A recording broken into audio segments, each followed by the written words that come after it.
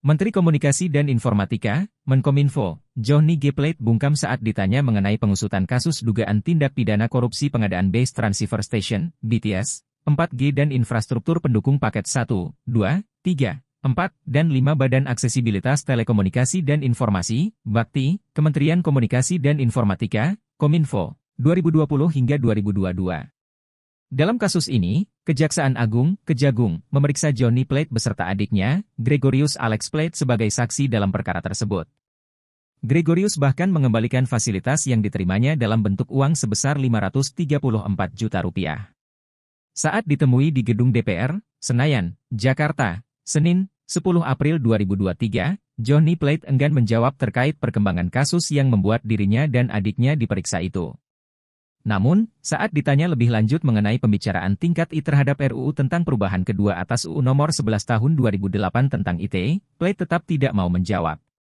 Plate memilih berjalan dengan cepat menuju pintu keluar gedung DPR. Plate tampak diapit oleh ajudannya secara ketat. Bahkan, ajudan yang mendampingi Plate tiba-tiba bereaksi secara kasar. Awak media yang mencoba mendekati Plate pun ditarik supaya tidak bisa mendekati Sekretaris Jenderal Partai Nasdem tersebut. Terkait kasus pengadaan Menara Base Transceiver Station, BTS, 4G, Plate 2 kali menjalani pemeriksaan sebagai saksi.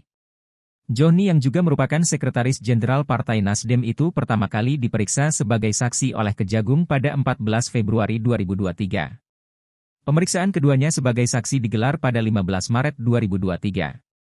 Dalam kasus ini, adik Plate, yakni Gregorius Alex Plate diduga menerima sejumlah uang dan fasilitas dari anggaran bakti.